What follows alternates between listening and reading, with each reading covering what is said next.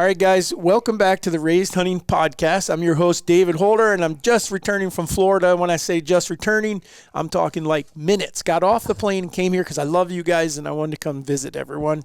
So I'm completely re-energized because I missed all the weather in Iowa for the last week where it was cold as hell and snowing, and it didn't do any of that. We're off to a good start. So hell yeah, that's what I'm telling you. So I'm impressed. I figured he was going to be all crushed after the Bucks lost the way they did. No, I'm not so sure he's not going to pick a new team up after how he's been talking about him. never, ever. However, that was the only downside of because the Bucks game was super fun. I went to watch my Buccaneers play. I love the Buccaneers, and it was a blast. Except for the dumbasses lost in the last 4 seconds of the game. Per usual, you should have expected that. No, actually, they lost longer. You could see the writing on it was kind of like watching. It's kind of ironic that it was the Atlanta Falcons that did it to the Bucks when what I kept envisioning was the Atlanta Falcons when Tom Brady picked them apart for 4 touchdowns in the last 7 minutes of a game, and that's what I was like. It was 3rd and 28, and I was like, they got a chance here. That is wrong when you're watching that 3rd and 28. The Falcons also, I saw some little deal that came up on during the game. They set a record of the most penalties. And still winning. Since 2019. No, just the most penalties at all, and they still won, yeah. But they said another record was that it's the first time a team has ever committed 15 more penalties than another team and still come out on the winning end. It's never happened. The only call I will say that I felt like was actually pretty questionable is that one fumble recovery. At the end. Yeah. That's game. And I've never. It looked to me too like hands down the Bucs recovered that fumble. Did you hear what they called? Because see, a tie in the stadium, they didn't even tell us. They just, I'm like, why are they not challenging this? Because they should be. What's going on? And next thing I know, they're running a play. I'm like, it was because it was under 2 minutes, wasn't it? No, well, so it's a booth review, yes.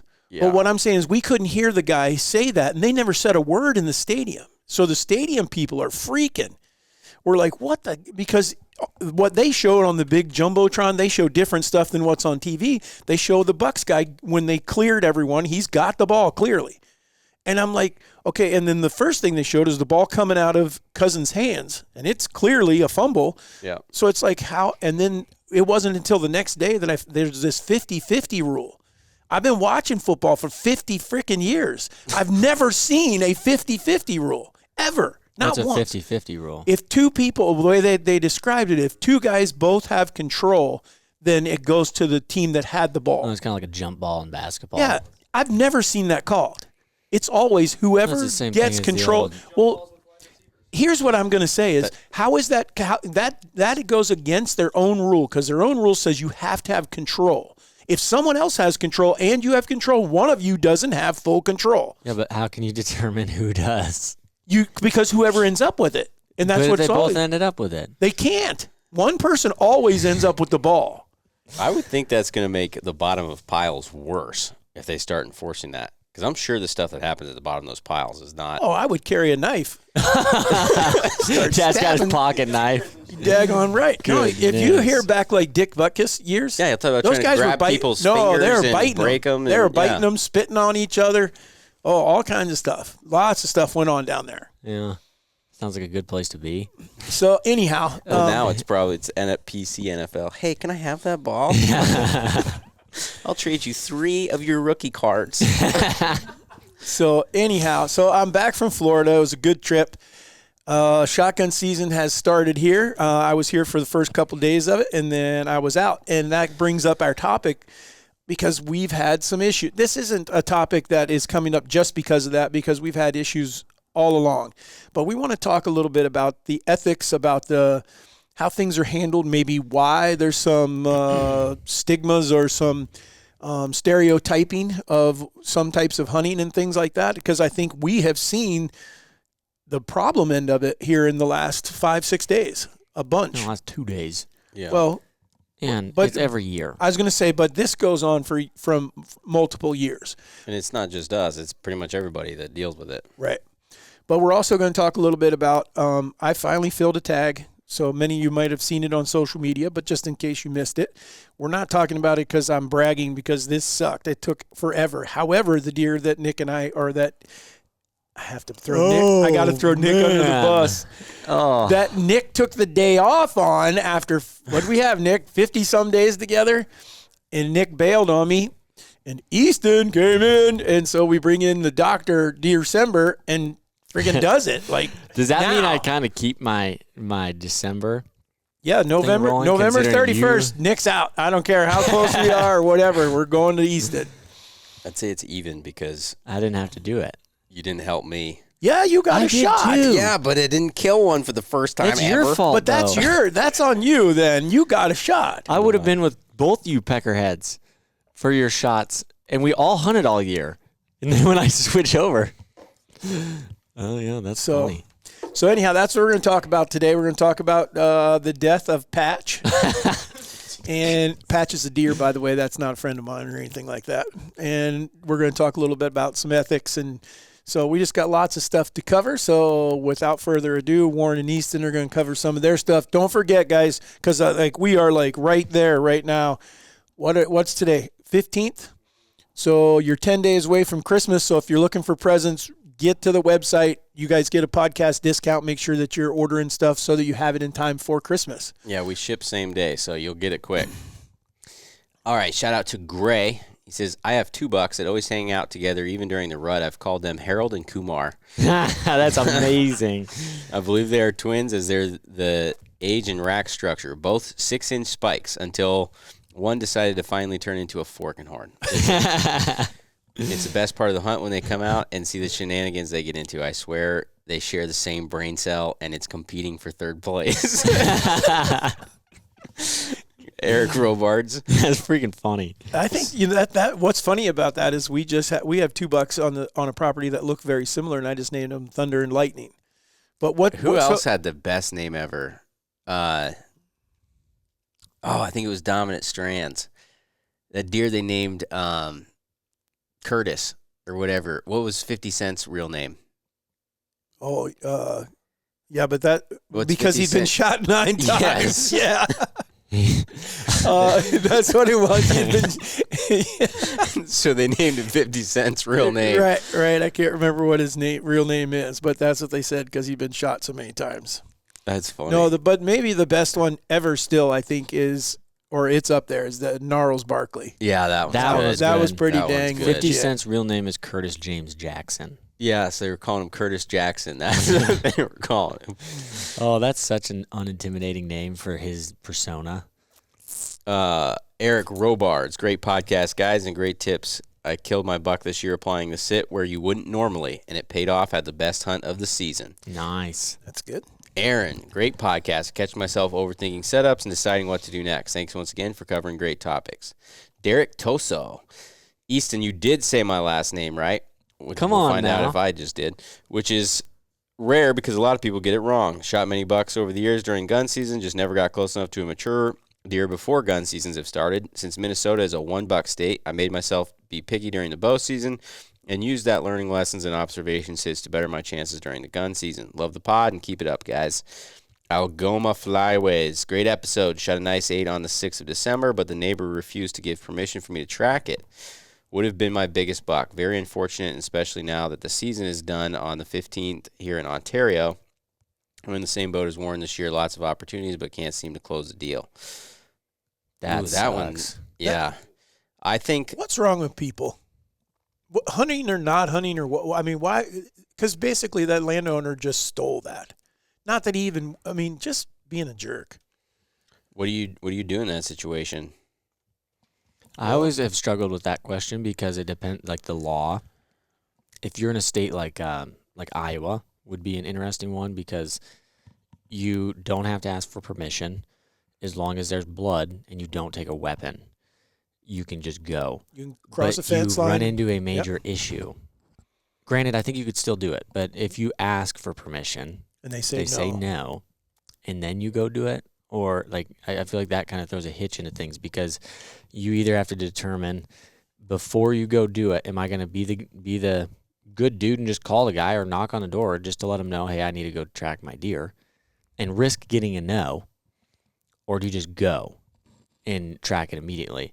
Because then if they say no and then you go back and do it, now you know you're going to have issues. I mean, it's but just going to be a nightmare. But But you have the law on your side. Yeah. So I can answer the way legally and I think ethically to handle that.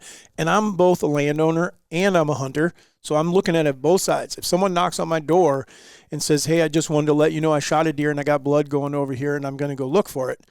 He's not telling me, he's not doing anything wrong because I know the law. Now, some landowners that don't hunt might not know the law, know that they might take it offensively and then you could always back that up or clear that up with, just so you know, that's how the law reads in Iowa. This is what I have to do.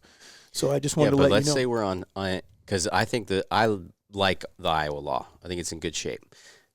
Let's say we're in Ontario, and it's fully discretion up to the landowner. Yeah, that's the... So you shot a deer. We're going to say you shot a deer, and you can see the deer dead on that neighbor's property. And the neighbor says, no, what are you doing? You can see it dead? You can see it dead. I'm probably going to get it. The only thing I will preface, and this might be arrogant, but we have a spotlight on us specifically. So everything we do, like everybody's always like, there's always haters that want to get you for stuff. Is who we are right now. I would suck. I mean, I don't know what I would do. I would be more tempted to not for the sake of the law, because I know how the law reads, I'm screwed. If I was just any regular guy that just hunts and does whatever, I would go. I mean, worst case scenario, you get a $150 fine or whatever it is for trespassing. I would look at the fine. I mean, and you go get it and come back.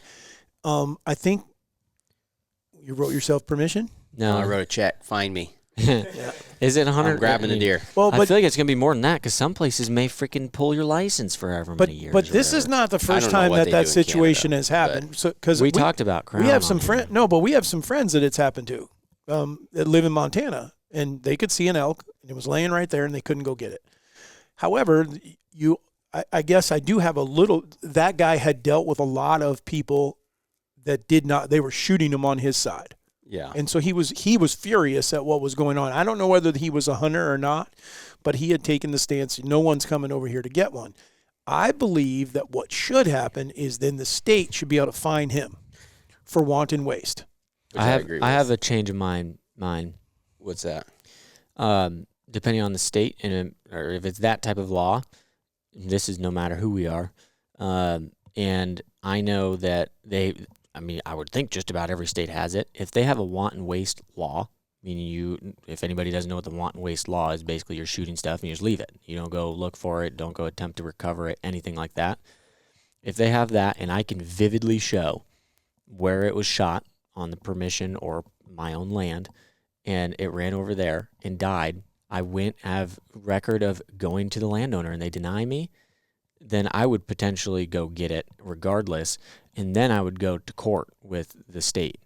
And basically, I think that if you got a good lawyer to argue it, how can you charge me a wanton waste law or have a wanton waste law, yet I just shot something and I know it's dead over there, and I can't go get it because of another law that you guys have in place for the landowner's sake?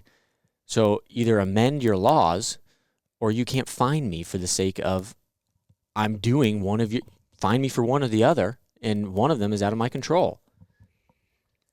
So I think my answer to that is, first time, I'm calling the sheriff or the game warden or whatever they're called in Canada or wherever I'm at that I run into the situation, and they can't do anything. Well, maybe they can. I'm going to do whatever I can to legally try to recover something that I know is dead. However, I probably, because this comes back to an ethic thing. I agree with you that I think that there's a difference between legal and ethics. And I also agree with you that we have somewhat of a spotlight on us. However, I think that there's a difference between, like we said, legal and ethical, and unethical and illegal. And so, in my opinion, if we shot a deer and that happens, and we go and we do that and we break the law, I don't think that I'd talk to my business partners about it, which is you guys, and I don't think any single one of us would have any issue going on our social media and saying, hey, Warren broke the law or Easton broke the law, and this is why. Well, that's because we believe that it is that animal's life that we took is worth more than what the state claims that it should be, and we're willing to pay the $300, $400, $500, $600 fine to make sure that animal that we chose to take its life is appreciated and goes to feed our families over what the law says. And I think that if anybody doesn't want to follow us anymore or be a part of the Rays family, the extended Rays family, because of that stance, I think all of us here are A-okay with that. 100%. But I would see. Here's what I'm trying to get at: is I would go a step further than that. What I'd be trying to do is, I know that I'm going to get fined, possibly, or however they're going to handle that, and I'm okay with that because the only way you're going to get it changed is to fight it. You have to be charged, guys. Yes, you got to be willing to say, okay, I'm going to get charged with this, but that's okay because ethically or common sense wise on the corner crossing thing says that this is stupid. This is definitely for one entity, not all entities. And that's what this is. When you say that you can't legally, if you come get me as the landowner and say, can I go look? And I go with you and we find the animal and then I tell you, no, you can't have it. That's wrong. That is wrong on my part. I should not be allowed to be able to do that in any state. I don't know any situations of that circumstance. That's what I'm telling you is that this dude met these guys at the fence and said, you're not getting it. Yeah, but you're saying what you just said was that you gave them permission, came with them to help them find it, then say no. What's the difference? Because I'll guarantee you there's someone out there that's dealt with it because when the landowner got to the point where he saw what it was, I think I'll keep it. Sort of like the same situation we had where we lost an elk that was taken by a guy who found something that wasn't his. He knew we killed it. We had video to show it and showed his family, this is what happened. And he said, I'm not giving it to you. And till this day, we still don't have that elk. He's wrong in every facet of life, not just hunting. Oh my God, I'm going today. That dude's going to get divorced. Your finances, they're wrong. Your marriage life, it's wrong. So anyhow, yeah, you struck a nerve because I just don't like stupidity. And I don't like people being dumb and treating other people like dumb.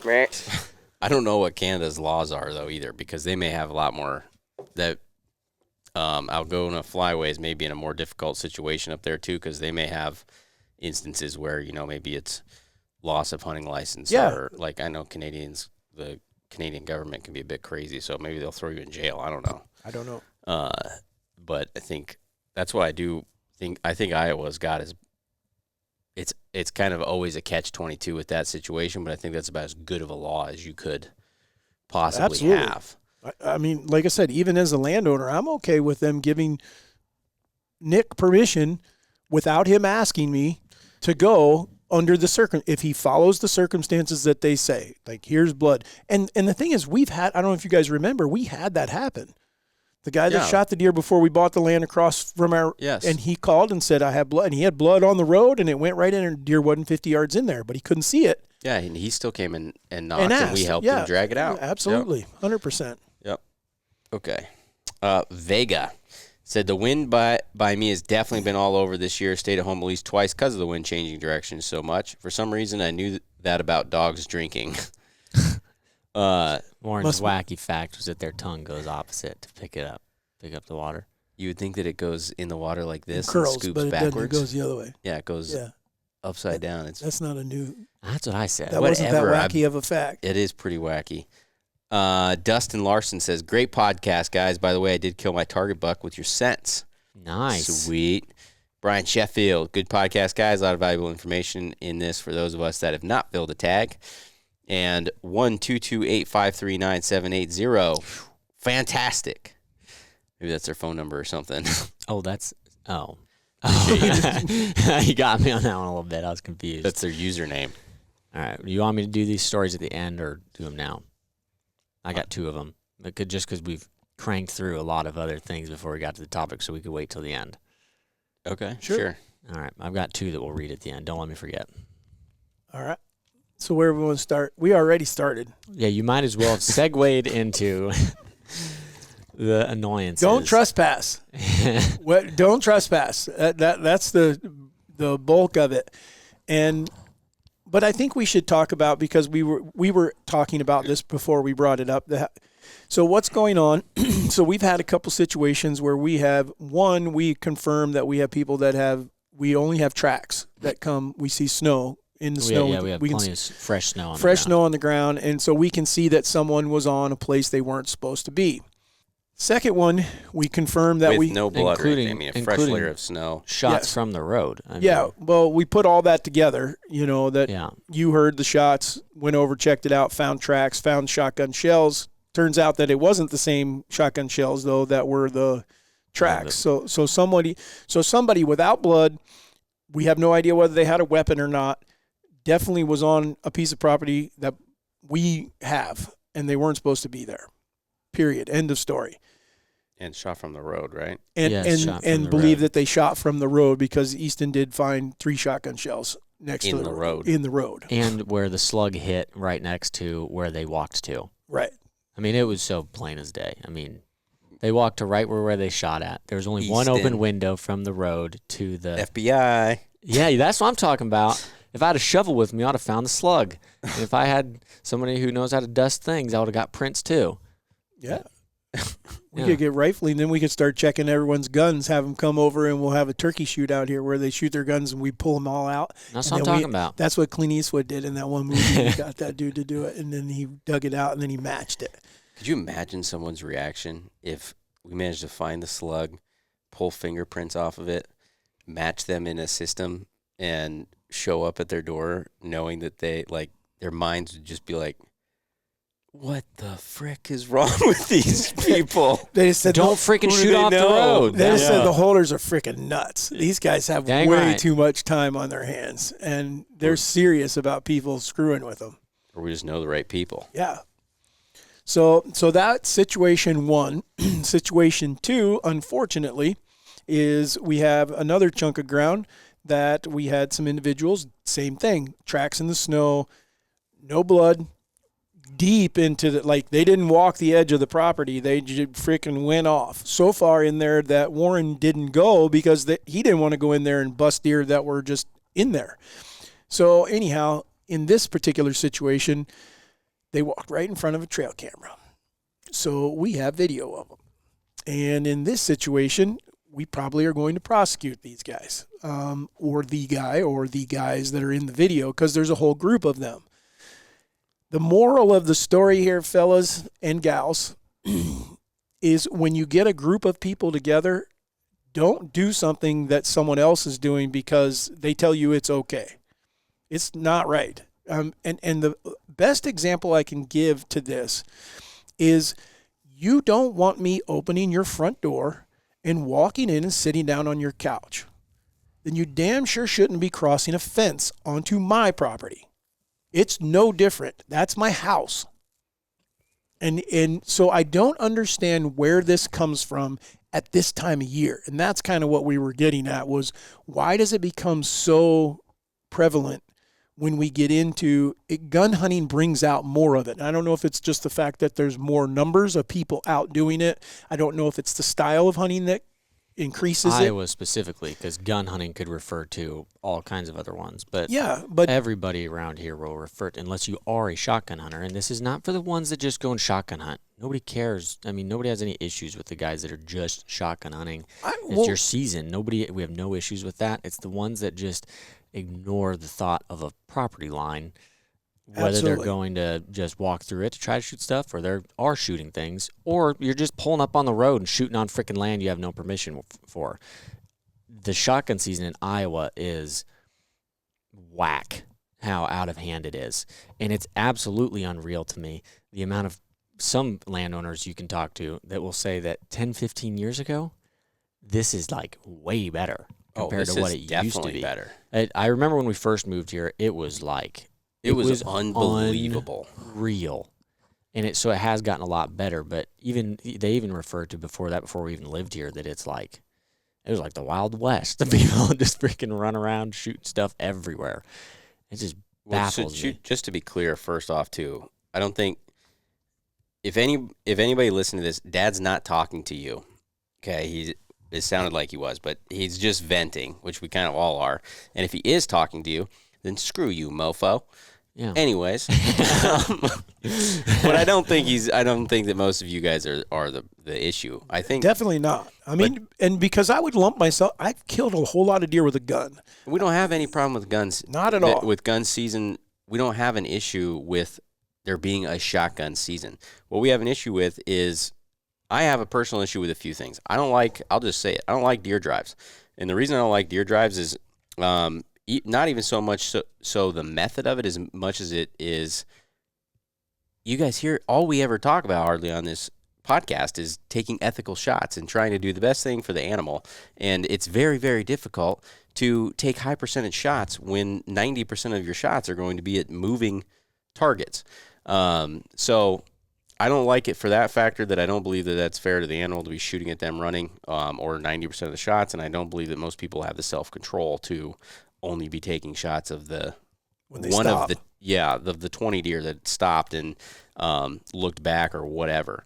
So that's the first issue. And I guess if we're trying to figure out, so like any guys that's just sitting with a shotgun, whatever, nobody has an issue with that. Where the issues seem to stem from is the party hunting, is the guys doing these drives. It seems as though, I don't know if they have a few too many cold ones and during lunch break and get brave or what, but it seems like that's always where the problems stem from, is it's always groups, which I think maybe that's just from, maybe it is the 15, 20 year ago thing where a lot of these landowners, nobody cared. And they had permission in the whole county. Yeah. And So, yeah, it was just like a go wherever, or even if they didn't know the landowner didn't care that much. And it's just taking them a while to adapt to, that's just not the reality of where people are at anymore. It's just not how it is. Yeah, I don't know. Well, if you go to Northwest Iowa, they don't care. And Yeah. That's very interesting. It's a cultural difference that I've experienced up there, that landowners don't care. And I'm like, really? Yeah. They're like, oh, yeah, so I don't know who that guy is. Yeah, he's been hunting here a couple years. And never talked to him, never done anything, like nothing. And they don't care, which is their right to do if it's their land. Yeah. But it's two different regions. You can look at two different regions in one area. And I think it's because the amount of people that have gotten hunting has become a lot more streamlined and Mainstream. mainstream, and I think a little more civilized from what it used to be. I think it's probably due to social media and the amount of stuff that gets put out there that's gory and bloody and things like that, that I think as a whole people have tried to do a lot better of not expressing ourselves that way. So I think that part of that is the reason why it has gotten better too. And that's also, though, why it becomes more issues, because more people are hunting certain properties, or landowners are paying attention to certain things and saying, hey, I only want this guy, and this guy to be able to hunt. It's very rare that you find places where everybody can hunt, or as far as private goes, or they don't care at all. Well, I think if you ask most of the shotgun hunters that we have the issues with, I guess in general, I think that most of the ones where it's a typical problem, I think they would tell you that, relax, dude, it's a deer. I think that's their mindset. You know, it's like, you guys need to chill. All you bow hunters are so obsessed over it, or this or that. And I think what they don't look at is, and I'm not just saying this is us. This is it's pretty much everybody around here. As that same bow hunter that they're like, you need to chill, dude. That dude's probably spent how much money on equipment, how much money on food plots, how much of his time, how much money on trail cameras. If he is paying for a lease, how much money on a lease. So before you know it, the guy might have $10, $15, $20, $30, $40, $50,000 wrapped up in effort between actual physical cash and effort into trying to help a deer or two, and then somebody else has no problem with just walking over there and doing whatever the hell they want. That's probably going to piss somebody off. Yeah, and if their argument coming back at that is that's stupid. I don't know why all you morons are putting food plots in and spending all your money on it. That's also not your fault or your life. That's not for you to decide. You go spend your money on whatever you do, whether it's beer, casinos, or whatever else. We're going full stereotype. You can spend your money on whatever the heck you want. On your gym membership? Yeah, exactly. Yeah, there you go. They're not doing that. But it does not matter what the money is being spent on or whether it's your opinion or not. When it really comes down to it or not is the law. Get over it. There's a lot of laws I do not like that I would love to fight, but you don't hear me freaking screwing other people over and getting all pissy about it and crying to mama about it. If it's the law, you got to get over it. And sorry, you're not allowed to just freaking walk across the property line just because you felt hairy one day. That's stupid. And their arguments on it is a lot of it's just pissy that they should be able to go wherever the heck they want. There's not really much argument behind it. At least that's what I've heard a lot of them refer to. Yeah, I don't know. I don't get it. So you get a lot of. I've done it for years, so I was able to hunt here for years. So why should you be able to do that? Well, that's no different than me buying a piece of ground and building a house. I build a house there and I paint my walls white on the inside. Doesn't mean that if you don't like it because you used to hunt here or used to drive cars around on that piece of property, you don't get to come in my house and change the colors of my walls. It's no different. It's an interesting jump, but yeah. It's freaking no different. That freaking fence line, and you can't argue anymore that you didn't know where you were. There's too many apps out there and too many ways that you know where the property lines are now. Both of these situations, though, that we are referring to, one in which is a very clear, vivid property line or barbed wire fence. And also, after speaking with them, they've hunted there for 15 to 20 years. I'm sure you know your property lines by now. Then the other one, conveniently, pretty much shot right over a freaking no trespassing sign. Right. So I'm pretty sure it's pretty obvious, especially around here. Did Ray tell you I'm dyslexic? Yeah. I thought it said on past tress. Or they'll just say they didn't see it. I didn't see it. Well. So it's hard to see that through my 12 magnification scope. Okay, I understand that. But the window was in the way. There it is. It's tinted. Oh my! Yeah, the door on the minivan didn't open all the way. Don't give him ideas. Minivans might be perfect poacher rigs. We have a neighbor that believes that minivans and crossbows are killing all the deer. Oh Is he my! saying minivans? Absolutely. Oh my God! They hit the electric door and shut the door and drive off. You're kidding me. No, 100%. He said, "I'll show you the frickin' bolts stuck in trees on my property." I'm just picturing. Have you ever seen how slow those damn doors go? Yeah. Bill, right here.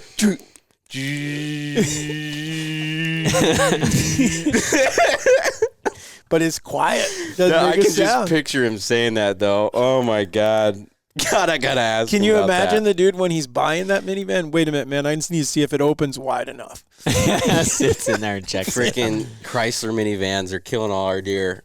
Oh, that's It's pretty creative. He's full bore.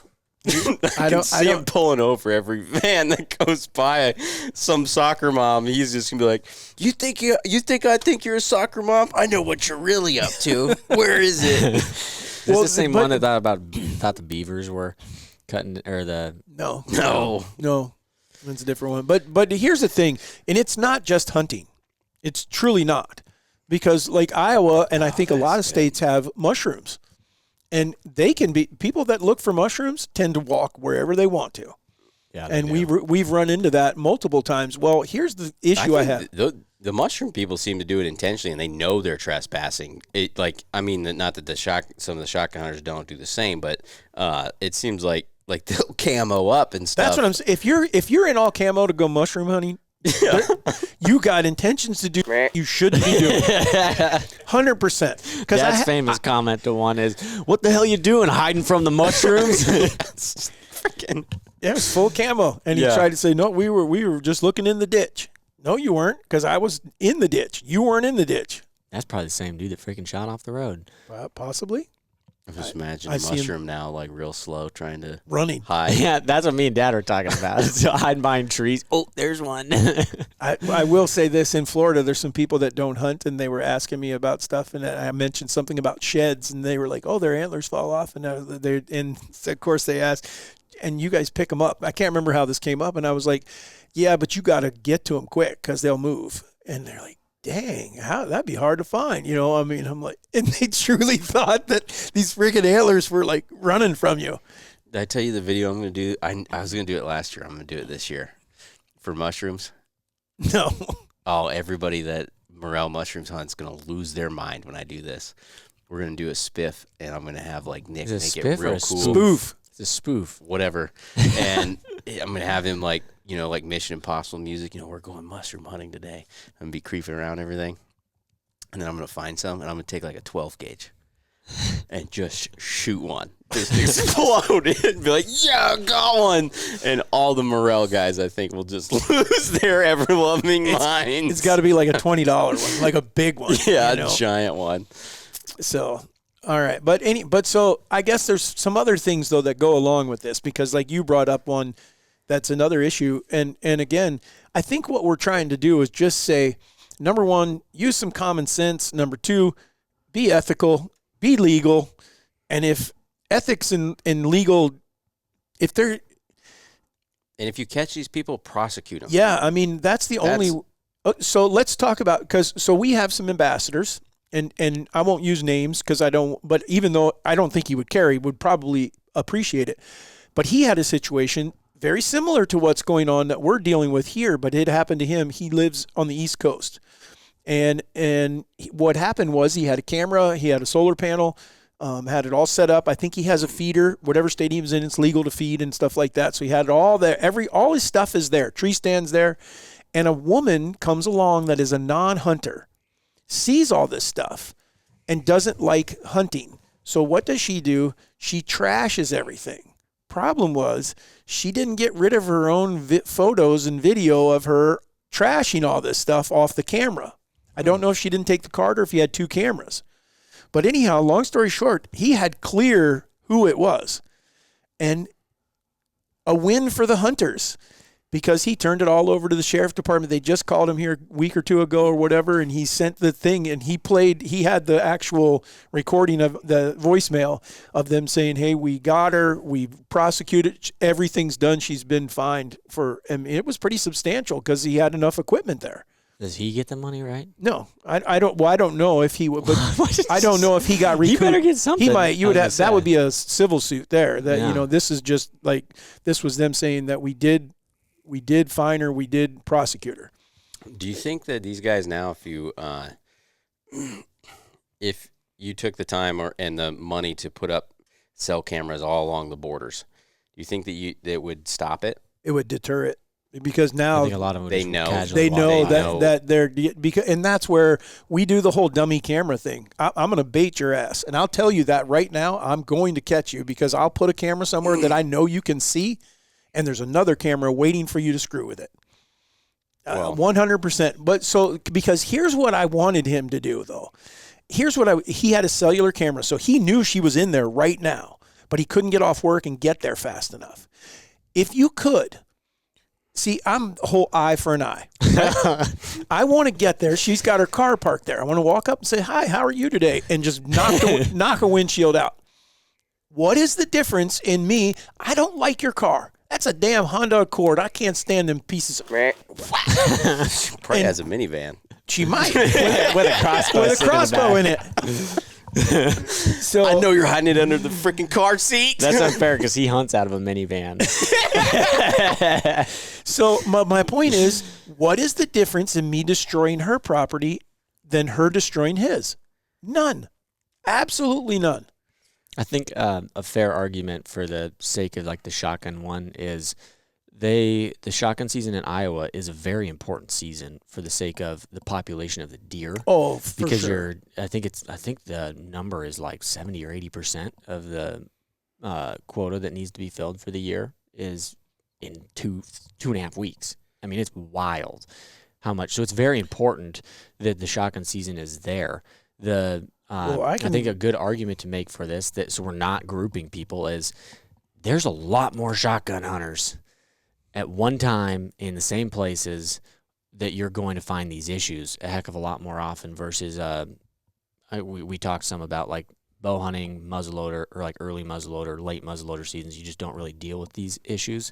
You also have a fraction of the people that are doing it. Granted, I don't think it's very common for the bow hunting side of things, for the sake of it's not as easy to go. What are you going to do? Freaking like go sit in a tree stand for a couple hours just waiting to get caught or something, and then leave and then come back and then leave. And they do it. We should call But CJ. Yeah, he would probably know how to do it. But he does it with a crossbow. Yeah, I don't know. I saw some comment. Somebody saw an ad of me the other day, and they didn't like me because I said that CJ Alexander's a piece of crap. Yeah, you commented back, didn't you? Oh no, I just laughed. I was like, wow, you don't like me because I don't support poaching. I don't support a convicted poacher. It says a lot about the person commenting. So just to give people an idea of the kind of numbers, because I totally agree, you need the gun seasons. I mean, and we are not trying to lump all gun hunters. What we're saying is the ones that are doing it wrong are doing it wrong, and they're giving the other ones a bad name. It's the same thing as hunters as a whole. Yeah, and I'm included in that. That's what I was going to say, is we are included in that. And so what I'm trying to say is, man, if you could be the one that could stop someone from doing something wrong, be that one, meaning step back when you see they're about to, and I'm using pushing as an example, but that's because there's a bunch of people there, and you say, one guy says, well, I'll swing through on this side of the fence and come back around. Don't go with them. Don't tell them, hey, you probably shouldn't do that. I don't think we're supposed to be over there. And if that's truly the case, don't do it and don't support them. The kind of numbers, though, that gun hunting has an effect on is here. Ohio hunters checked 23,149 deer on opening day of gun season. How many? 23,000 on just the first day. Wow. That's a ton. That's a ton of deer, and that's just one state. And so giving people the kind of numbers, that magnitude is there. It has to be there. That's you. Everyone who does listen, that when I'm not ranting about something, we, meaning all of us as hunters, are the best conservation tool this planet has ever seen. We're the only conservation tool that pays for itself, meaning we pay to go do it. We're not paying a sharpshooter, meaning the government's not paying it. We're all paying for it for taxes. It's not costing anyone anything for us to go do that. And we're more effective. We stop poaching. They prove that in Africa and other places where they take it away, and then the price of the black market goes up so high that poaching becomes way more prolific. And more people are doing it because they can make a living at it. And so we are the best conservation tool this planet has ever seen across the board, bar none. So this says shotgun seasons are the peak hunting periods in Iowa, accounting for over roughly 50 to 60% of the state's total annual deer harvest, with expected numbers around 55 to 60,000 deer in just 2 weeks in December. Yep. Compared to harvest earlier, like youth, archery, muzzleloader, and other seasons contribute significantly less, I'm assuming is what that means to say, is around 25,000 to 28,000 reported before shotgun season. So there's another season after that. But yeah, so 50 to 60% of the entire, that would be more if you add those numbers up. That would be more than 60%. But that's a big number. Do they say very important number breakdown of bucks to does? I would have to look into that one. Because I would wonder, too. I would love to know in Iowa how many does the average archery hunter shoots. If you took the average, not very many. I think it's probably. I think you have a couple guys. You think it's two? No, I bet you it's under one. I bet it's under one. I still think there is a lot of people, and I'll bet that one we still have a lot of podcast listeners that would disagree with me when I talk about shooting does. They would just not do it. I don't think so. I think that it's becoming quite the good knowledge to know that you're doing a better service to your population, especially if you're trying to have mature deer or bigger deer, harvesting does than you are just shooting bucks. Well, that would also state there's an easy opportunity to increase the harvest during bow season. Oh yeah, I mean, you just need your bow hunters need to do their part too and shoot does. Shoot does. Yeah, I think there's a large number. If you took the average, I wish maybe we'll look into that. The average I would put money on for a bow hunter is under one, which means they ain't doing nothing to help. you can't really take you guys into consideration because 10 or 8. 12 or 8 this year. 8, and I know one dude's freaking shot 30. And Holy crap. Urban Guys that are because then 30? they can earn a buck tag. How many is he shooting a sit? I don't know how many shot in a sit, but he did that the first year when you earn a tag, basically. Or you earn a tag if you're the most does harvested in an area. You 100% get your buck tag next year. And then if you're under the main guy, it's like a bracket, basically, of how many times your name gets put into a drawing to get a buck tag. And he wanted to make sure he got a buck tag. I think the only person that was close to him, I think, though, wildly enough, was like 18 to 22 or something like that they shot. Is there that many deer, or is he just putting in that much time? There's that many deer. I mean, and that's a really good statistic too. I think in 4 years of that urban hunt, there was like it was somewhere close to 400 traffic incidents and accidents occurred by deer in that area, and within 4 years, or maybe even a little less, it was down to 200 in some. So they'd cut it by 50% by hunter, but just archery hunting. Yeah. Doing Although, yeah, that's crazy. But there's a good way to incentivize even bow hunters to do better. I love get your the does. I mean, I love the benefiting something the hunter benefits from by shooting does, incentivizing them some way. I'm all about it if the states can do it. Or so the guy that I was just fishing with in Florida has been invited to go to Texas, and that ranch is incentivizing him. They're paying him to come and shoot hogs and deer that they don't want to shoot. What's the name of this ranch? I told you needed to call some of these. Yeah, I need the name. He just shot 44 hogs. Oh my God, this is perfect. What's the name of it? I don't know. I have to ask him. Well, I'm gonna need that. Please. Yeah, because he was showing me the bucks that they have him shooting. I just want him to shoot. I just want to shoot does. Yeah, he would probably be able to hook you up and say, they have them on feeders and they have X amount that they want killed. And so anyhow, so when he gets done with his fishing season, perfect. He's going to that ranch to be there, and they're paying him to shoot stuff, to shoot the stuff that they need to get rid of. Nice. Yeah. Yeah. But I'm good. Alyssa's gonna be a killing fool. murderer. Well, but the reason they're doing it, the benefit of these guys are trying to grow big deer and in Texas, and it can be more difficult. My number might not be exact, but it was really 135 to 145 was their average buck on the place, and I think they've been doing this now for about 6 or 7 years. Maybe it's been a little longer. And now I want to say that they're averaging their mature deer are somewhere between 165 and 170. He had a couple 175, 180 kind of deer that they didn't have before.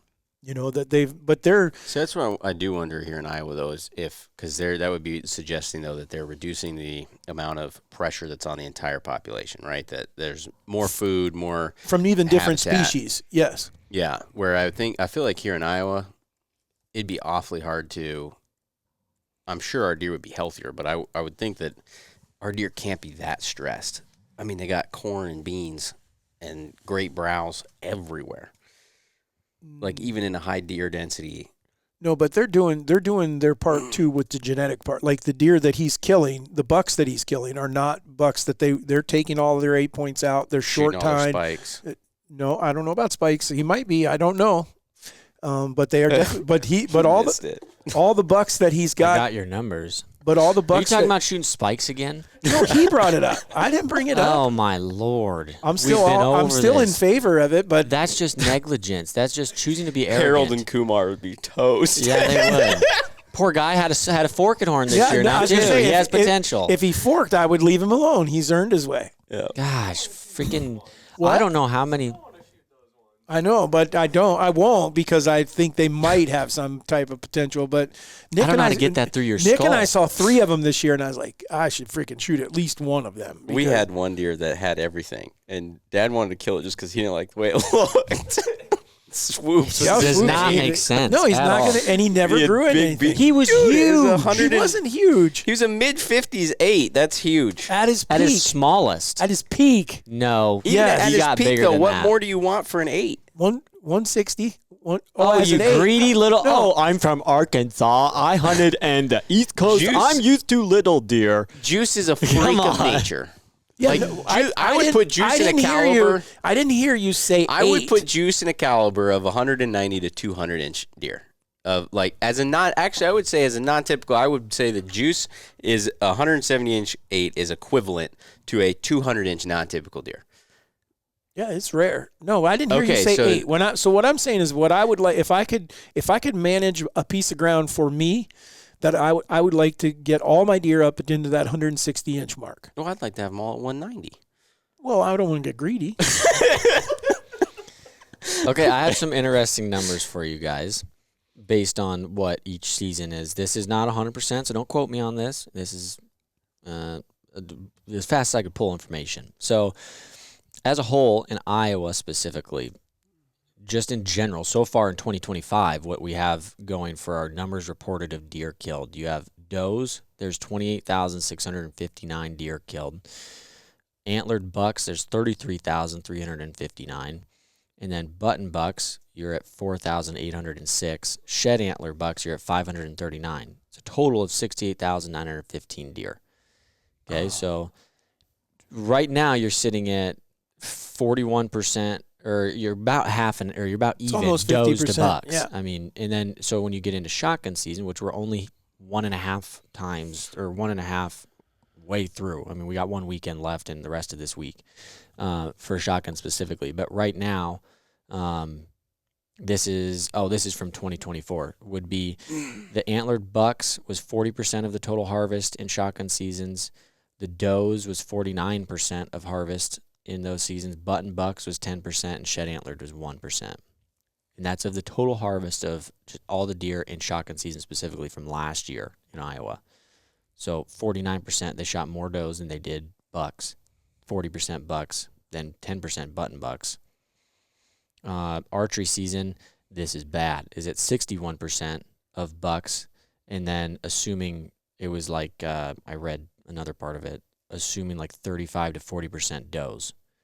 And then whatever the other ones are. So that right there also says that we're right. You're probably under a one doe per bow hunter. Well, the thing I saw Which that means they need to be shooting a heck of a lot more. at least, and I know there's parts of Iowa where it's not like what we have, but at least in our area in southern Iowa, south central, I think southeast, like there's no way that we should be killing overall, meaning just 50-50. deer hunting at it was more, meaning just More bucks Iowa than deer does. hunters in general, that we're killing more bucks than does. That number should always be flipped, which is also why we probably have the issues of in some places 5, 6, 7, 8 does to 1 buck, which is whack. Well, it should probably be at least Early muzzleloader is your bet, or almost your best.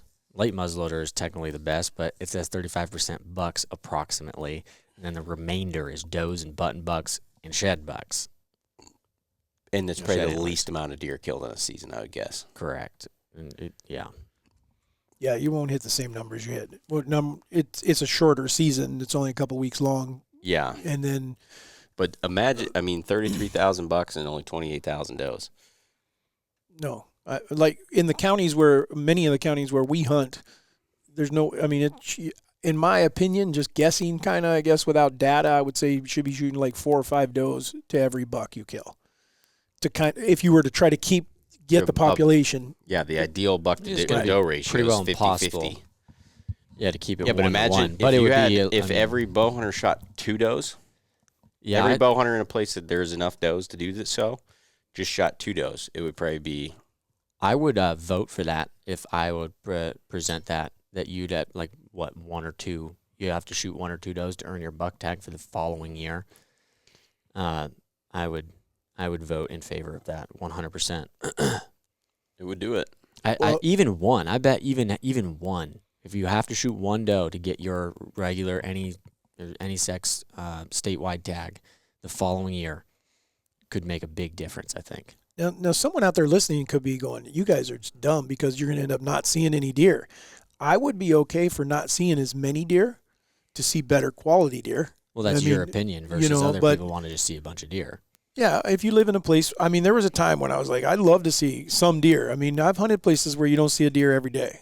At the same time, though, too, I wonder what would this do to your EHD outbreaks if you majorly reduce the herd and yeah, it's definitely a it would healthier number. for sure. would Well, they? as a Department of Natural Resources, their forefront of a goal should be the most healthy herd possible. But they also probably have the politics that it's not necessarily only about that. People do want to see a lot of deer, especially during certain seasons. But killing does can also keep you on a piece of property that you don't own or that you don't lease. Yes, it does. Because 100%. I know a landowner right now that is probably kicking some people off because they're not killing does. Yeah. He just flat said they come down, they shoot a buck, and then they walk away. And I'm tired. And he's fed up with that many deer in his stuff. And so you got to look at both sides. And I mean, to have a win-win situation, he's okay with allowing some people to hunt. That's cool. But he also is trying to reduce crop damage, It's a one-sided relationship. Yeah, when you're just coming in just to kill a buck. Yeah. So, okay. All right. Should we talk a little bit about patch? Have we hammered this one home? Yeah. So.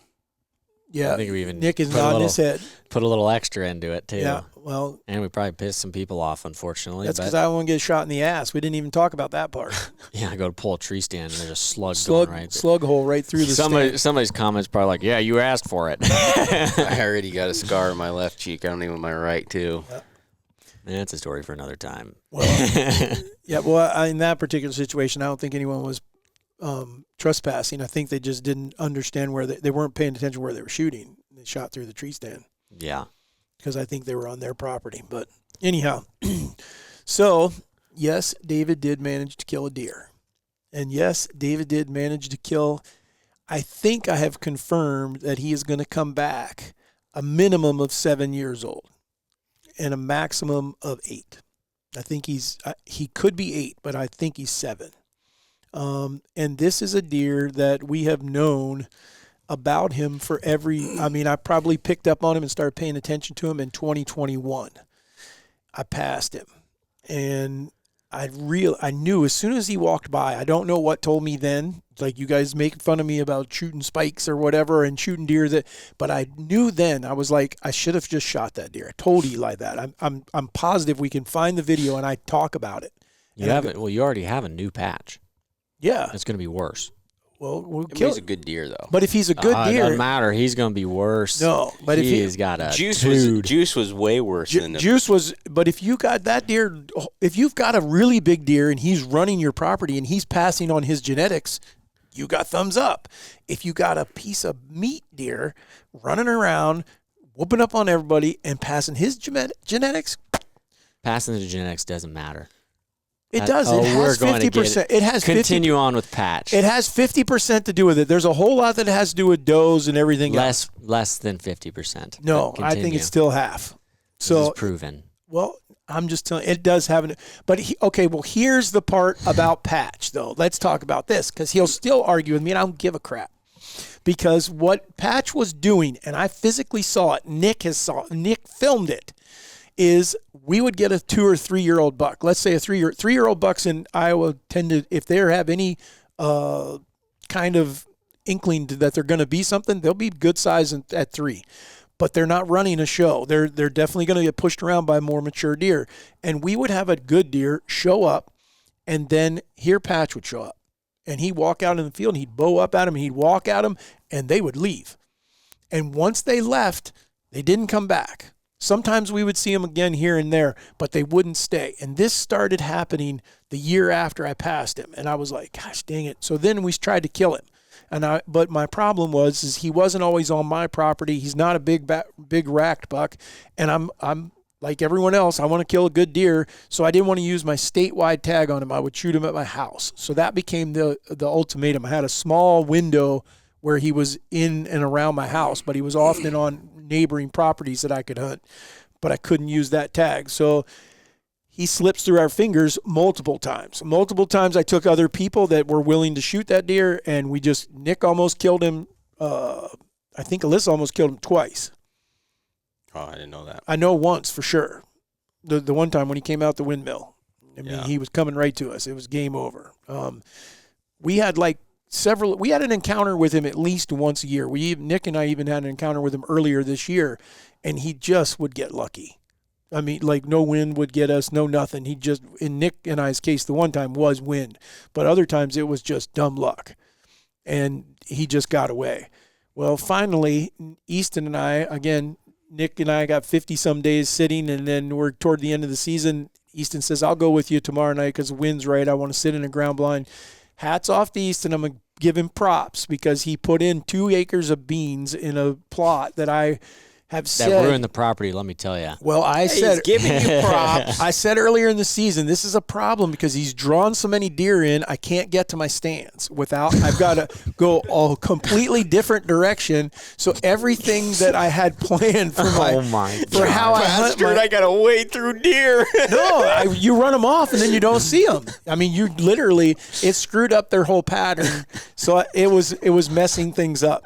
However, we get to late season. Now here they come. I can get to this ground blind or into a hard-sided blind that we're sitting there, and then they come and they show up there. And so that's what Easton and I did. We climbed in there. What are you doing? You going to get him? So anyhow, so we get in there, and we've got tons of deer showing up into this bean field because we've had some early season cold weather, typical stuff that we haven't been seeing this early. Negatives. Yeah, like mine. Well, that day I think even was the day it was dropping. Remember it dropped. So it was like 25 degrees or something while we were sitting there. Yeah, it might even have been above or right around the freezing mark when we first sat down, and then by the time by the time we got out, it was 0 because the wind chill was like -5 or something like that. I couldn't figure out why I couldn't feel my fingers. Yeah. Like, well, look, it's -5. Yeah, that makes sense. Yep. And so anyhow, next thing we know, Easton and I are watching all kinds of deer in the beans, which was really cool. And we're like, there's a buck. But all of them were young deer. And then all of a sudden I was like, there's a deer right here.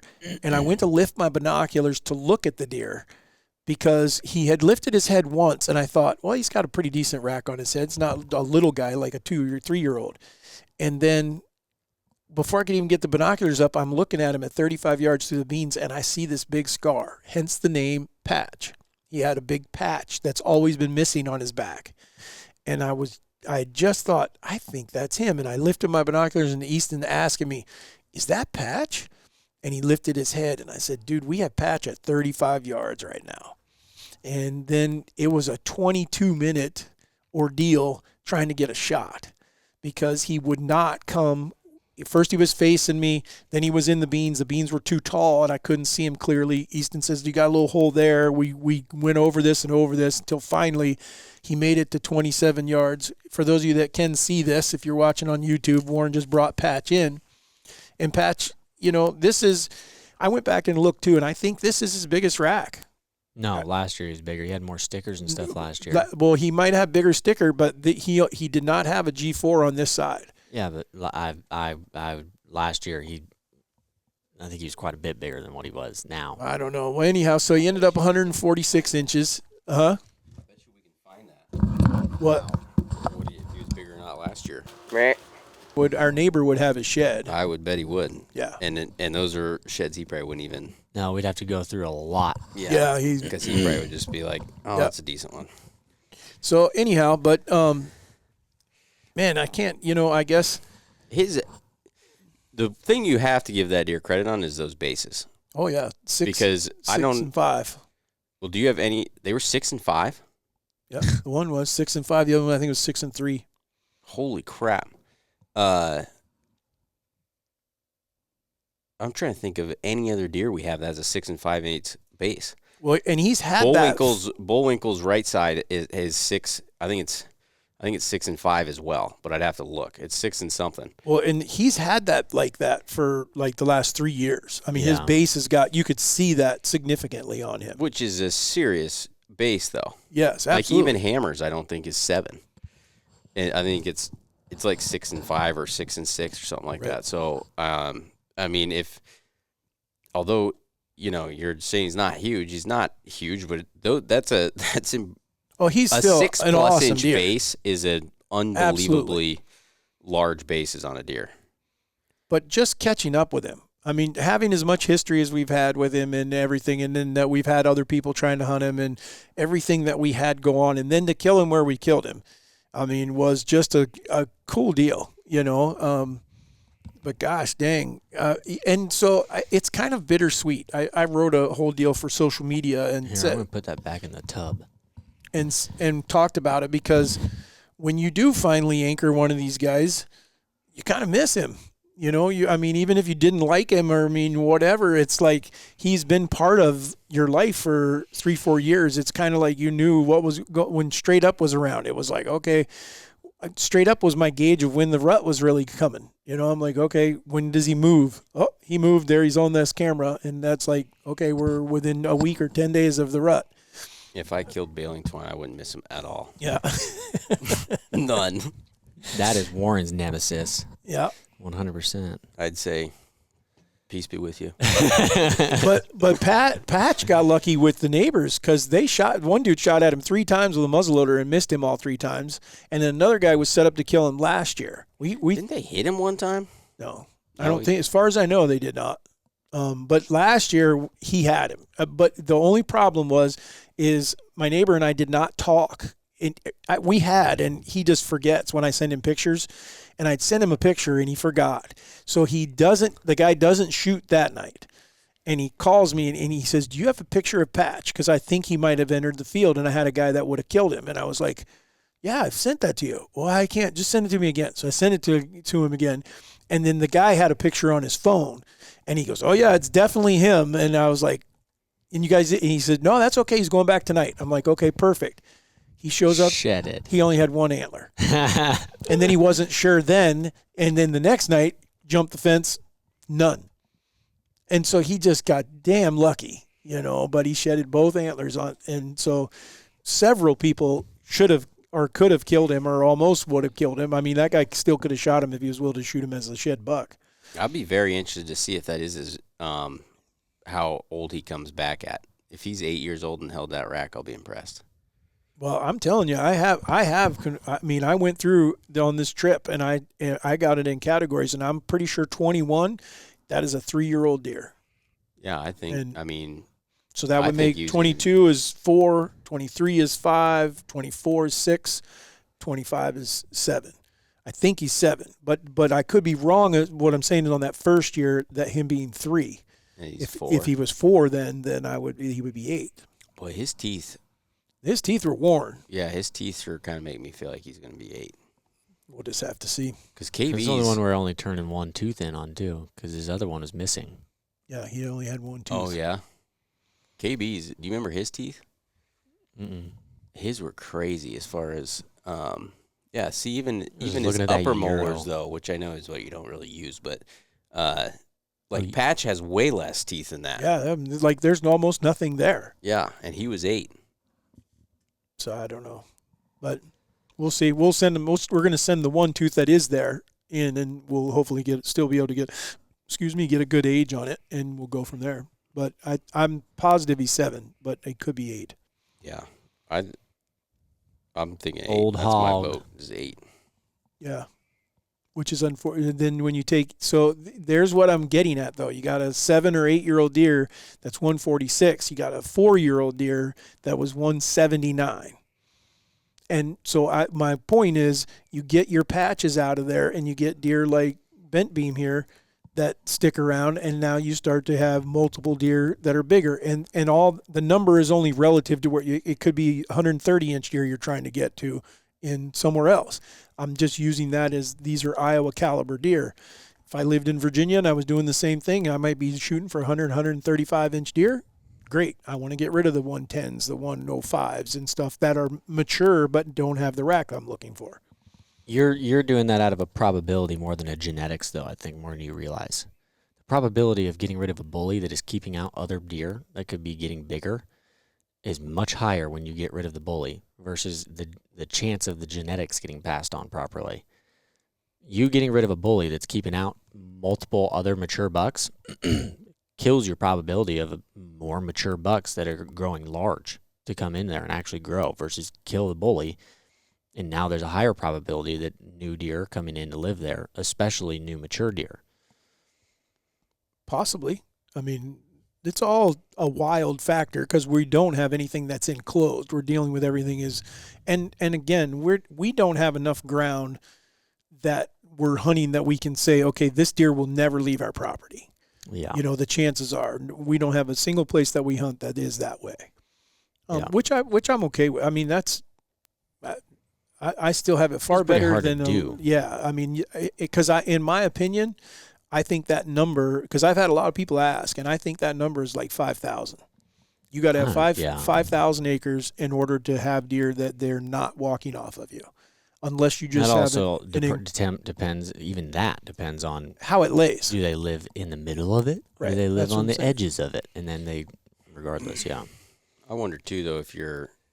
I kind of feel like. I think you're always going to have a bully. Oh yeah. Like I don't think that you're going to be able to kill the bully and now you get 3 or 4 good bucks. I feel like you're gonna. Someone's going to be the bully. It's just whether is it the bully a good deer or Right. one. I also think it depends on the bully. Like, is he just freaking wrecking everybody else? Like a Patch where he is just going ape on other deer? Or is it some places where, you might have some bully deer, but it doesn't really matter. I mean, they're just doing their thing, beating the crap out of each other. I think having... I can't wait till you get to see this deer, that other deer that's back there, that 9. Because I think if a doe farted, I think he might, like, completely roll her. Like, he would lose his mind. He is just so pissed off mad. at the world.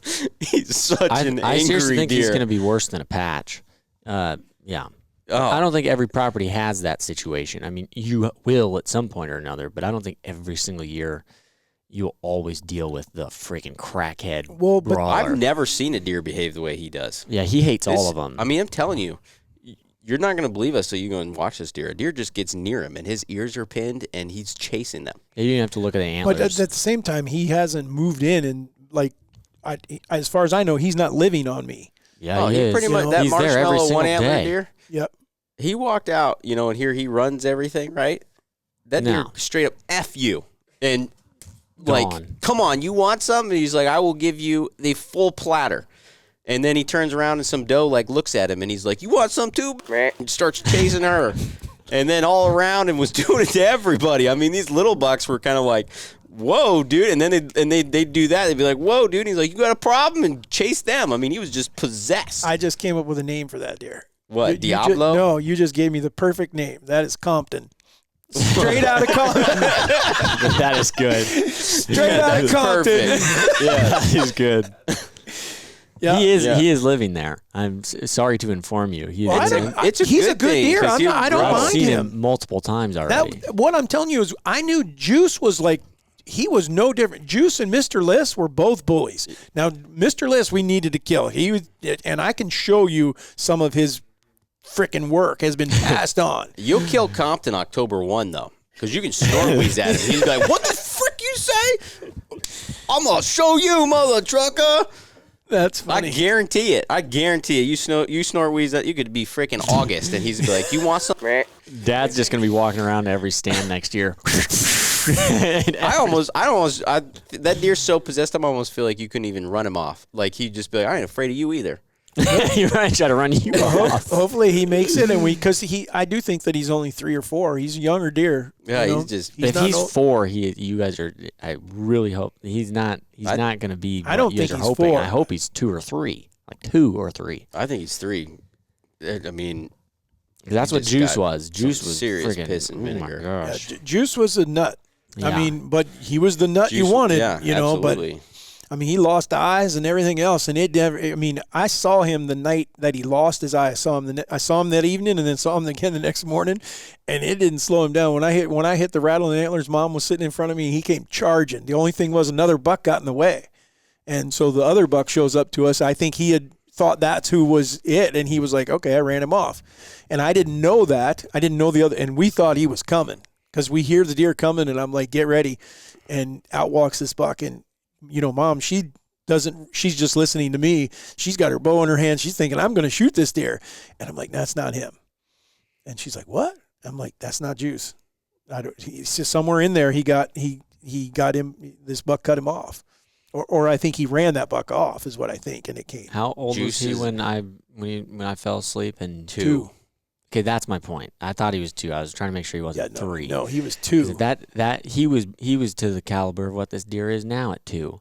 But at 3, at Compton is right now. Right, he was like 145-inch 8 at 2 years old, but he was already like, I bet he would have dressed 175 pounds at 2 years old. Yeah. Oh yeah, he was huge. He was a big But- deer, and he just kept growing, both in antler and body size. Nobody would have passed him that 4-year-old year when Oh, you guys hell filmed no. him over there. I mean, Can you imagine though being so possessed that he probably lost his eyeball and looked at it on the ground and laughed about it? yeah. Could you imagine being the deer fighting him during that? Yeah. And then see Well, what this, deer this did fight him that crazy hard? son that you take as that'd be like when you're the younger brother and you push the older brother just enough that like then you really piss him off and you know like oh like this is actually gonna go down. Could you imagine being the buck that accidentally took his eyeball out? He's And then probably you're dead. like, oh no. You know, it's like, oh man, I'm running. Deer intentionally runs in front of a car. Stand Take in me. quick. Take me home. Yeah. That's funny. Country roads, take me home. I'm just envisioning a deer For standing there. Just speed juice. up. I wish they could Speed talk. up. Because I mean, Compton, you'd hear him talking from A mile away. Yeah, Juice would have been the same way. Yeah. Juice is the I don't know how to he had as far as the aggression, the mean, the look he had, and then he had the fight to back it up, and he had He's a the Mike Tyson in a deer form. Oh, and his antlers, I mean, like nobody was breaking him. No, I don't even know how they got to his eyeball. I don't It had to either. have been like a wide deer or something that managed to stick his eye. I don't know. Don't know.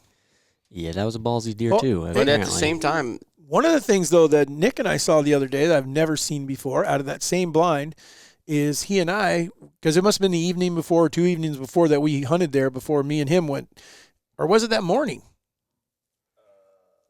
I think it was that because we saw a freaking deer with a bloody brow tine. His brow tine is soaked in blood. And he filmed it. I mean, because he was at like 30 yards. And then I was telling Easton about it, and I'm like, oh, there he is. And he was back out in the field, and it blood all over that brow tine. was this Compton? No, Oh, no, it wasn't a very big deer. I mean, it was it was like a 2-year-old 9-point, something Yeah. like that. Compton, I think, Compton would surprise you if he'll kill a deer just to make a point. I mean, he's I crazy. think you think that they have the cognitive ability to be like, if I kill this one, they're all gonna be scared of me now. Oh, I'm just thinking, like, if he got one on the ground, like, I mean, he's totally going to make sure that he punctures that deer. Yeah, he might. I don't know. He definitely does not want to stop. That's for sure. All right. Angry. He must have hit the ground really hard when his mom had him. That just It pissed him off for the life. rest of the world. Oh my gosh, poor guy. All right, we're ready for a couple stories. Let's do it. All right, first one is from Tyler Johnson. Said 11/11. I was able to catch up on one of our hit list bucks, Mr. Krabs. After 4 encounters with him on Halloween and one more on November 1st, I was able to cross paths with him. It was in a lockdown stage of the rut around us, and I set up just on the downwind side of a thick doe bedding area. Sat all day, and it was brutally slow. I had seen 4 deer all day, but once 3:30 p.m. hit, the woods had picked up fast, like someone flipped a switch. I saw 10 deer in half an hour. 4 p.m. is when he walked in following a doe, 23 yard shot, single lung, ran about 120 to 140 yards. This buck is extra special and dedicated to my late grandpa. We rough scored him at 127 with a missing tine and busted up main beam. After seeing him a few times last year and almost all summer, it was decided that I would take him. Heck yeah. Awesome. That's Yeah, freaking congrats. Yeah, that's dude, really that's freaking awesome. cool. cool. Really All right, freaking cool. Oh, I accidentally just jacked one up. I gotta go. Okay, it is right here. And next one is Jeffrey Gorham. I might have said his last name wrong, so I apologize if I did. Sure it's not Gordon? No, Gorham. Gorman. Jeff Oh, Gordon's a race Jeff car Gordon. driver. Yeah, I was trying to focus on the last name.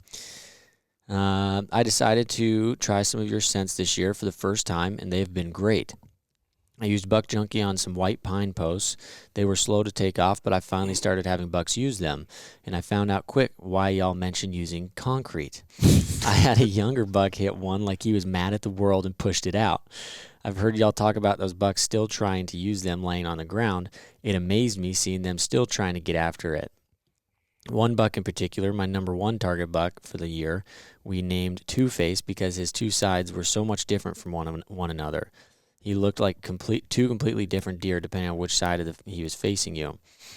He started to hit one of my rub posts. He wasn't hitting it religiously, but it was awesome to see him taking interest in the post, considering it was my first year using the scents and the first time ever trying a rub post. The other scents I bought to use on scrapes have been great also. Very impressed with how much better the glandular scents work than other urine-based scents I've also tried. I will for sure be buying some next year. I tried all bow season to meet up with the old Two-Face, but was never able to see him. Our rifle opener was last weekend, and I happened to be getting pics of him in a spot that I had just hung cameras up, but never actually hunted. The same spot the rub post ended up getting knocked down. He was 3 days in a row, and of course, I was at work. That's painful. I decided to try to go after him the fourth day, and good Lord blessed me with an opportunity at him. The wind didn't allow me to get to hang and hunt my mobile setup, so I literally sat on the bean field on the ground and with my rifle and had him come by at 40 yards. From what I read here is wide open, which is freaking impressive. Over 2 years of pics of him and finally had a chance to see him in person. My biggest buck to date, he ended up scoring up 156 and 6/8. Just wanted to share my success with your sense and how they had a role in making it happen. Love the pod. Keep up the great content. Awesome. Congrats. Yeah, that's cool, dude. Yeah, good name too. I like that. Well, That's and good. and that's exactly like kind of why we've come out with the scents is the way he was using them there and banking Getting on them and information. getting information and everything. Even if he didn't kill him at the tree itself, the tree and all that information is what gave him that opportunity, and that's cool. That's exactly. I mean, he's using it the same way we are. So hats off to you, man. Very cool. When deer season's over, I am definitely going to get those deer some alfalfa bales, and I'm putting paint in there, gold paint. Gold paint. Yeah, because Can't then wait. I can't. Oh, we gotta get Compton a grill. Oh my gosh, you're probably gonna kill him in the process. Yeah. No, it's gonna take a lot more than some paint to kill that deer. Yeah, that's probably fair. But you'd probably kill every other deer in the process. Freaking poison. He'll probably take an arrow and be like, "What'd you just do?" Pull it out with his freaking mouth and snap it. All right, guys. Well, we are going to Warren. You're gonna find a. Yes. Okay, you ready? So we're going wacky fact and. Hot water can freeze faster than cold water. Isn't this the whole thing about if you take boiling water outside? Throw it up and in the throw it up air. yeah, you suck. No, dude. I think they do that to show that that it should technically take longer, showing how hot the water is. You act like you. Okay, so why is it then? I don't know the terminology behind all of it. Of Give why. us Why? that part. Maybe that's the good part of a wacky fact. Well, I was getting there. Huh? When the water is hot and when it's boiling, the actual molecules in the water, or moving or something. so it creates a faster tension. So when you actually freeze it, they freeze up so fast. Okay. Oh, they're anybody else wanna separated. Take a guess. Okay. No, I have no idea. I didn't even get to do this experiment in school. So, well, they don't know. They don't? No. Now that's interesting. Under certain conditions, hot water can freeze faster than cold water, a phenomenon known as the amoeba effect. The effect isn't always observed, though, and there is no single agreed-upon explanation. But potential reasons include evaporation, supercooling, and convection. Evaporation, hot water, so this is the theories. Hot water evaporates at a faster rate, which reduces the total mass of the water that needs to be frozen. Therefore, less water takes less time to freeze. Convection, hot water has more pronounced convection currents as it cools, leading to a faster initial cooling rate compared to cold water. Or supercooling, cold water may be more prone to supercooling, cooling below its freezing point without becoming solid, while hot water may supercool less, allowing it to freeze at its true freezing point sooner. But they don't know either. Well, They think it's one of those three. have you ever seen something freeze like immediately? Yeah. I've seen like what? Like, I've done that stuff with the, throw it out. I remember times when I remember we did that stuff when that time in Great Falls when it was like -50 or whatever. The coldest temperature I've ever experienced, true temperature, was -36 or 34 or 36 In Great in Falls. Great Falls. Yeah. Yeah. What was And then I think with wind chill, Wind chill was like -50 minus or 60. I mean, yeah, no, I'm just talking about true temperature. It was minus 34 or minus 36. And that was more than once. So Yeah. that was a few times I was working at the fire department when it happened. And Well, and I remember. so fighting fire, it freezes now. I don't care whether it's hot or cold. It's freaking freezing. But two things one was Virginia, which makes no sense other than it was a freak, really cold. We were on a mountain. And I opened a bottled Dr. Pepper. And it was legit not frozen. Everyone was standing there, and I cracked that. When I cracked it, the air, it hardened like right in front of us. Because someone goes, take a drink. And before I could take a drink, nothing came out. I was like, what the hell? And then in Great Falls, or actually in Shodo, I was hunting one time. And I was like, all right, is this possible? And I spit, and it shattered on the ground. In Shodo. Yep. It was that cold. That's insane. It was like minus 22, I think. Waylon, it was Waylon and I was like, watch this. I'd be That's doing kinda that cool. the rest of the day. I'd be terrified to Although- pee. You didn't want to pee. Although I Then wonder, you just pick it up and set it over, set the thing over to the side. It just froze. from what I remember though, like it doesn't feel that different. Like once it got that cold, Yeah. Well, it was painful. hard to. Yeah, I mean, it was hard to differentiate the difference between -5 and -30. It was just freaking cold. cold. Except the thing that you notice when Wind, it gets though. that cold, though, things break. Yeah. Like every metal gets brittle, all kinds of stuff. And that's like the car doors would just break. I wonder. You know? I wonder if. I don't think they would give you recess. I bet you had to make sure. No, you guys if didn't. you stuck your tongue on a pole, then that. Oh, yeah, it'd that- probably be impossible to get it off. But so you guys did not, when we moved to Iowa, even you guys were like, we got out of school because it snowed. What is this? Because they didn't do that in Montana. You were going to school no matter what, snow or no snow.